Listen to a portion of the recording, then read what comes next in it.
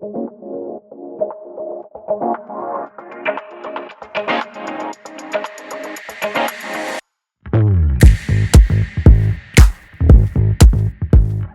you can pick a place in the world where you actually interact with several different nationalities several times a day, something that I love, it happens here. And that's Miami. Miami's a very welcoming city. It's a city that has open arms. I think that we have iguanas in Miami for a reason. Iguanas are these animals that you can find them on the street, sunbathing. You can find them on a tree, you can find them on your ceiling, on the roof of the house. They change the color of their skin depending on where they are, like a chameleon, That is what is Miami. All those people that are coming here, they will change the color of their skin. They have to, because this is indomitable. Miami has this gravitas that's not national, but that's global. And I said, I've got a deal for you. You can be in the United States, and you can be outside of the United States and still be inside the United States, and it's called Miami.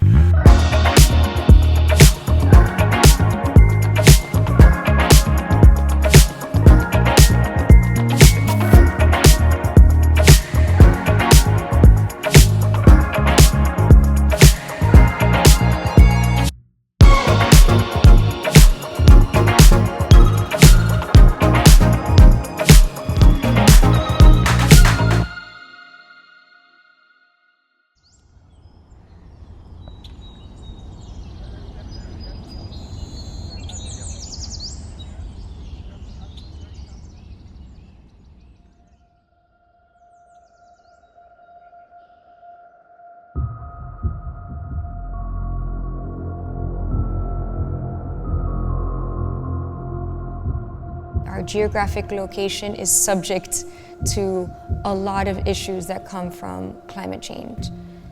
So if we ignore it and we don't pay attention to it, we are going to be in big trouble in the very near future. This area right here is ground zero. This is the epicenter of where climate change is going to be affected, or at least sea rise. Of Americans in Florida now bracing for this major hurricane coming out. Rescue deployed by the city of Miami continues in Miami-Dade County. At the moment, climate change continues to be our planet's greatest challenge and existential threat. With the clock ticking, the race is on to find new and innovative solutions that will help end our dependency on fossil fuels and decrease the presence of greenhouse gases in our atmosphere. Although all of humanity stands to suffer the devastating effects of climate change, nowhere is the impending damage more evident than in Miami. Having built much of its infrastructure along the coast, the city's biggest obstacle will be surviving the rising sea levels. And while all of our individual actions are necessary, we will accomplish very little without a communal response.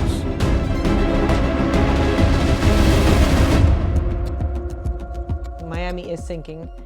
We have the king tides right now, and you can barely drive your car in downtown Miami, and that's really scary. And it's sort of there's this sort of funny dynamic where the city is very much aware that this is a problem. And resilient means that you're resilient by definition means that you know that you have a problem and you're going to figure out how to survive the problem. You're understanding that you can't solve the problem. We can't solve global warming in time to save Miami. So they have to develop a program to survive global warming from Miami, right? So I think that's really interesting. I look out my window and I think about sea level. I can't help but think about sea level rise. But it's still a hard story for a lot of people. In Miami, we're still building on the edge of the water. We're still building on the edge of the water. Think about that. What I really hope is that we get over this nonsense of denying that it exists and realizing that it's a true problem and that if we all get together, we can address it. We have to play a key role, because if we don't, Florida will disappear. You know, nature is incredible. They can shrug us off, like poof, with a little shoulder shrug, we're off this earth.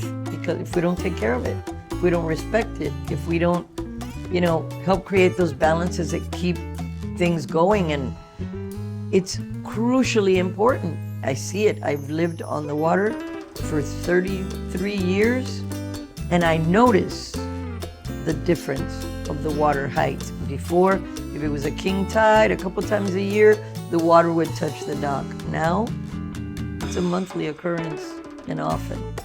I've seen it. I see it out my back door and out in my backyard. Sometimes the easier way to summarize it is that I think that we are too focused on pointing outside at what needs to be done and less looking inwards at what we need to do. And of course, I don't want to preach about it because I don't think I'm doing enough.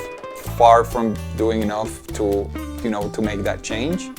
Yes, individual action is essential, but it is not enough in and of itself, right? So we could have every single person doing their best to reduce their emissions, but unless electricity coming off the grid is clean, unless we have transportation options that work, unless when we go to rent a property, that giant building is energy efficient. Without the whole system working in the right direction, it's really hard for these individual actions to be enough. So I think in a way, the most powerful thing we can do individually is not only what we do in our own homes, but also how we influence everyone around us. A very, very large portion of what was the Everglades is we have cities. Here in Miami, the airport was built on what used to be the Everglades. Hialeah, down up in Fort Lauderdale, just about anything that is west of either I-95 or the Turnpike was part of the Everglades. So we're not going to ask people to leave their homes and move out just because that used to be the Everglades. But we have to figure out a way where in the half that is still left there, that we have the right amount of water flowing through it. And by having the right amount of water, we address quite a few issues. We address issues with sea level rise that come up with climate change, because we're basically going to reintroduce water into our aquifer and into the environment, and it helps us to push the ocean out. Because the problem with sea level rise is that the ocean will come in, and to the extent that we push it out with water, that goes a long way. So that's one thing that we're able to do. We have a real problem here in South Florida, which is water. And we have resilience that we have to deal with. But we have water for 8 million people in South Florida. It's so critical. And it all is connected to the ecosystem, and it starts with the Florida Everglades. And over the centuries, as we have depleted the flow of water from the Everglades, we have a crisis. And the Everglades Foundation is all about resolving that with the largest restoration project in the world. We have to listen to the children. We have to listen to the business community. We have to listen to the people that live in different neighborhoods. And different groups have different interests. And then we have to balance it all. And it's all about creating a balancing act that is equitable to everybody. We have to, we just have to disturb nature as little as possible and keep on investing a lot of time and a lot of money into better understanding how the environment operates. But the level of awareness, I hope that in the future we can have a society that not only cares more about the environment, but that it is hungry for understanding more about their relationship with the environment. Because it's going to take a lot of thinking and a lot of good science and a lot of smart minds to figure out all the things we need to figure out to continue our life, in a great place. And similarly, we need to embrace that this is a problem. It's a global problem. Miami is kind of an epicenter for where the problem can occur, and all work together to do what we can to change it. And part of that is going to be to stop emitting so much of these gases into the environment. But part of it, I think, is going to be to innovate with technology and be able to resolve it in ways that we don't see now.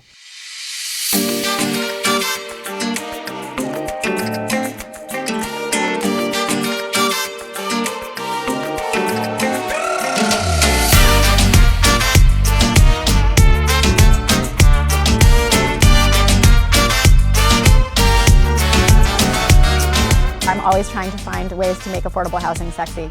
And certainly one of the more exciting elements of this is what are the innovations in housing product and type that are coming down the pike, and how do we make sure that it's resilient to climate hazards, to storms, and affordable. As far as land, there's a lot. I mean, look at this. You've got that skyline, and then it's flat. In my city, Miami is 70% single-family residences. The other principle here is affordable housing for whom? The reason you need the public sector capital is because you want it to be deeply affordable. 250,000 households in Miami-Dade County earn less than $35,000 a year and are paying more than they can afford for housing.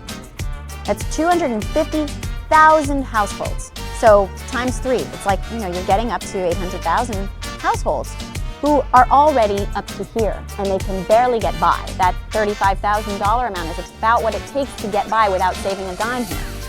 So it's such a vulnerable population, and that's who we need to be focusing on as far as the first response to our affordable housing crisis.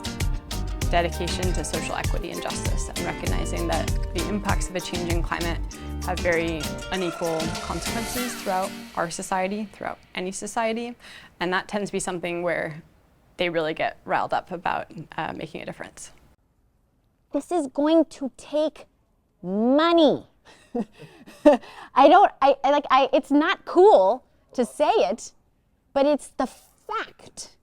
So you have, a vertical strategy could work, but it has to have racial equity at the heart of it, and it has to be, it's not popular to say, it has to be heavily subsidized. And this is where we all have to remember that many things that we enjoy in this country are heavily subsidized. And forgive me for being a little bit passionate, but the idea that there's some sort of revolving or self-sustaining element to this has its limits.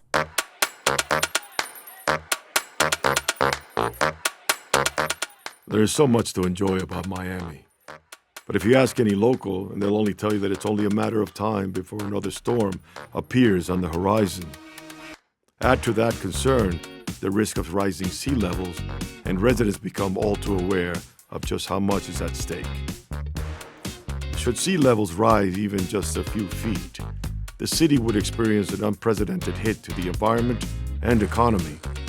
It's a challenge that we must all face head on if we are to stand a chance at preserving the city we know and love.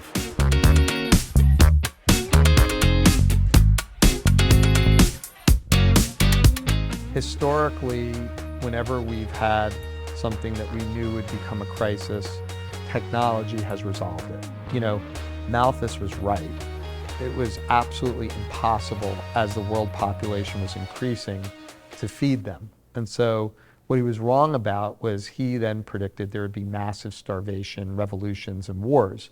And what actually happened was technology figured out how to produce more food on the same piece of land. I'm excited by the fact that we're seeing a lot more interest from climate tech companies, climate tech funds that are now in Miami. I do think that technology and clean technologies is going to have a role in climate and resiliency transformation, and I think the college can play another critical role in terms of clean technologies and making sure that we're supporting the ecosystem, if you will, of everyone that's working on climate change and resiliency, from the city and the county to Opportunity Miami, to the universities, to the nonprofit sectors, that we can be a player in that ecosystem in terms of bringing out talent in clean technologies, but also innovating startups in clean technologies, which I think is going to have to be a part of the solution, right? It's not a one-size-fits solution, nor is it one silver bullet that's going to get us to where we need to be. I think it's going to be a series of things that we do, investments that we see at the state level being made in water and protecting water, the policy changes that have to come to make sure that we protect the environment. And then the other part is using innovation and technologies to do things differently that do, in a sense, preserve our environment. It feels like there aren't enough people working on that right now. I wish there were more companies working on that. I certainly think it's a large enough market to support a lot of companies. But, you know, someone needs to catalyze it. Someone needs to get things going. There was definitely a tech talent issue, no question. I can tell you firsthand that that has dramatically changed. Are we there yet, 100%? No, absolutely not. However, I see all of the universities working together. I see the public sector rallying around this as well. I see a lot of the private sector, of course, extremely excited about this. And so that's where, in my opinion, wherein lies the opportunity to build something fantastic here in our ecosystem.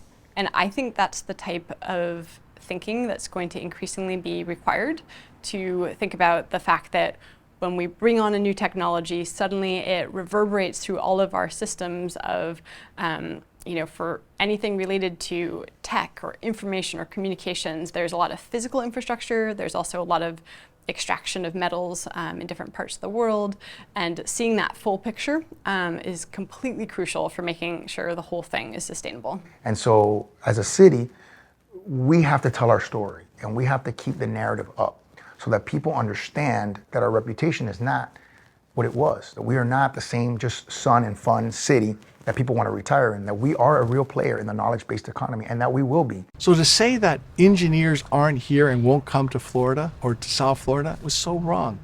What they really missed the boat on, and as we kind of changed the paradigm here, was we said, if you have a good idea and you have a good company and you have a good vision, you can make it happen. You can attract the type of people that need to be here. Silicon Valley is not going away, but you will begin to see it become a little more distributed. Miami can be one of those places. You need two things: smart people coming up with cool ideas, and you need people to invest in those ideas and support them. You need a community that has a cool, creative, art cultural scene. He said you need a place that has cool urban neighborhoods where there's some proximity, you know, where people can connect and people want to be in a city. I think all arrows point to the Knight Foundation when it comes to placemaking. When I had first arrived here, for the previous 15 years, Knight Foundation was very focused on arts and culture in Miami, and that's when incredible things happened, like Art Basel, because of the Knight Foundation, the construction of the New World Symphony because of the Knight Foundation, the Adrian Arts Center because of the Knight Foundation, PAM, you know, all these institutions that we now think are just a normal part of Miami, they weren't here. And the whole access to capital thing was, I do think that was solved by COVID, believe it or not, because we have COVID and taxes were sort of the perfect storm, where a lot of people in the financial sector in New York said, I'm out of the city. First of all, we want space. We don't want to think we're going to die from COVID. People in Miami seem to be okay. And the taxes in Florida are much more forgiving than in New York. So all these hedge funds and all these types of funds came to Miami, and they're staying. They're renting offices for 10 years or setting up, you know, teams here. I didn't deliberately initially decide to move here. So what happened was I came here on what was supposed to be a 7-day trip with 7 friends, most of whom lived in New York. And 4 days into the trip, I actually unfortunately got COVID. I was stuck here, actually. That's what happened. And over time, I just fell in love with the area. I fell in love with the people that are here. And I realized, wow, this is a really incredible place. This is not what people think of it. And when I would say Miami, people would say, Miami? Why are you in Miami? Jack, why are you in Miami? Oh, I actually moved here. Oh, you moved to Miami. Tell me more. Like, why did you move to Miami? And I would just tell them honestly why I moved to Miami, what I thought about Miami. As that network effect has been breaking up, more and more people have been coming here. And it's not just been some of the best people from the tech industry. It's also been from the finance industry, the real estate industry, the healthcare industry, And all of these people want to mix, and they also want each other to succeed. So it's a very welcoming, interesting community that's pretty different from one that's purely focused on technology, which I think is really interesting. We want tech people that come down here to Miami to know that there's a place of creating a better Miami. And that better Miami involves them dealing with 3 topics that I think are really important: sustainability, education, and affordability.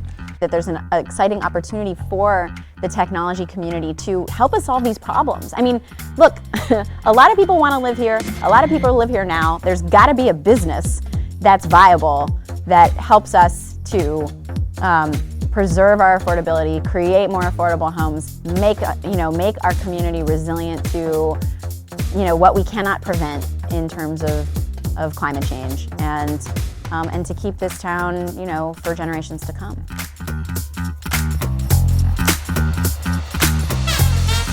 Humans, in the past, have always had to bargain with their environment to survive. Nowadays, the opposite is true. It is our responsibility to make sure that the environment survives. In Miami, this means restoring the Everglades and ensuring that Biscayne Bay remains clean. The good news is that the city is currently seeing a growing trend of businesses looking to reduce their carbon footprint and environmental impact. The city and its residents seem eager to embrace promising new technologies that will help ensure the city's ability to thrive well into the future. The hope is to lead by example as Miami steps up to become the beacon of environmental sustainability.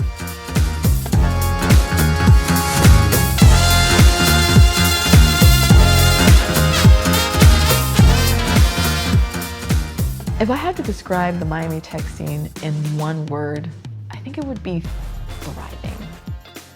This is not a place where you need to teach sort of an entrepreneurial instinct, right? Entrepreneurship is in the DNA of the place. New York, I'd say, the food, the energy, the diversity, LA, the weather, the water, the culture, art, that whole kind of flair, and maybe San Francisco, the people, and you blend them all into one city, you have Miami. Well, my biggest challenge right now that I see is education, research. I think you really want to do high-end tech, you need research universities. We do have universities and they are putting out research, but just go to any major conference of technology or research conference and you don't see our universities really represented there with top papers. Now the question is timing, right?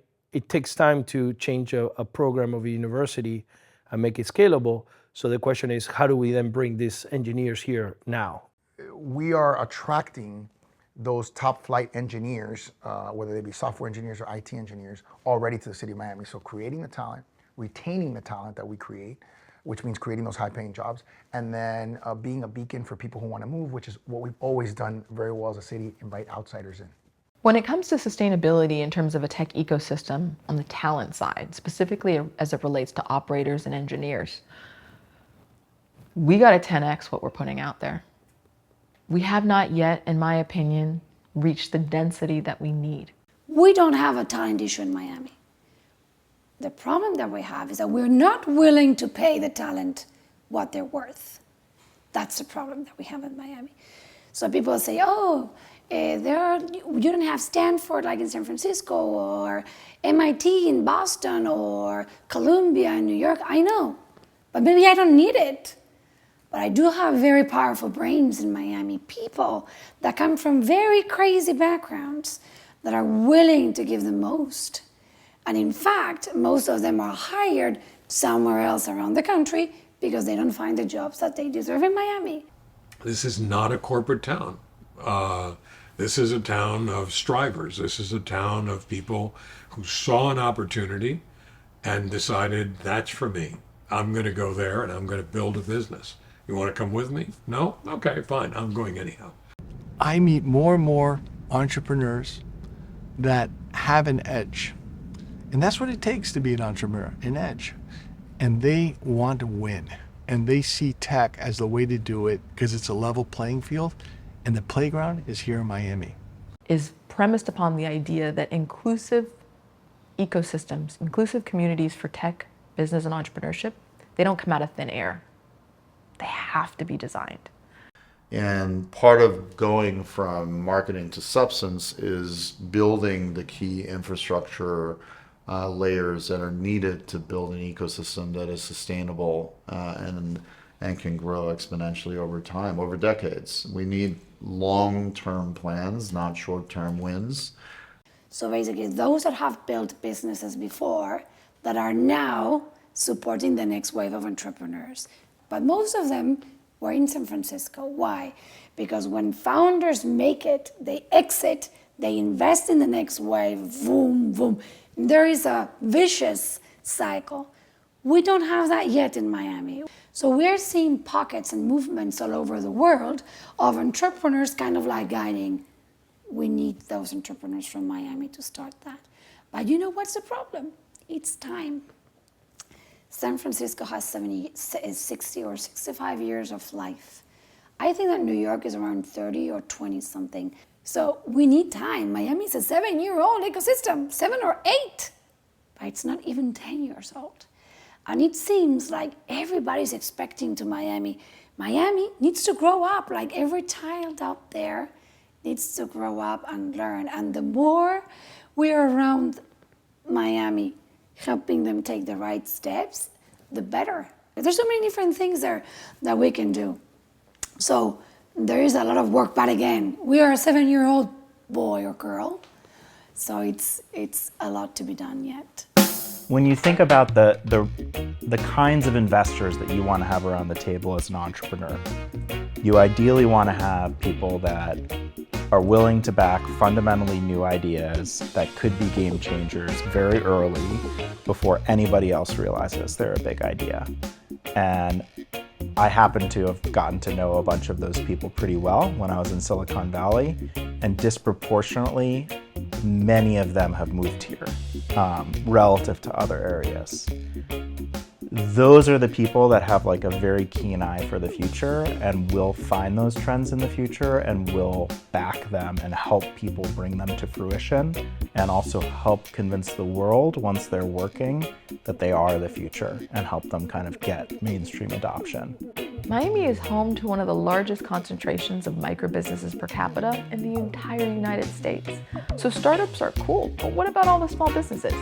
I think 83% of the workforce in Miami, just about, is employed by small businesses, and small firms make up more than 50% of the firms here. How might we marry technology with small business so that small businesses can scale? A group of us got together and we helped to write this Miami Tech Manifesto. It hadn't been done before. It's very hard to calibrate values for newcomers if no one's ever done the exercise of writing it down. Of course, the manifesto is a living document. It will change, it will evolve, we will revisit. But I think it starts by beginning to write down what we care about, what matters to us. What is our vision for Miami? What is our competitive advantage? What is not going to be tolerated? And I think that's an honest conversation that a lot of communities aren't willing to have, but because we're an immigrant community, over 50% of the population in Miami is foreign-born. And you know I'm foreign-born, right?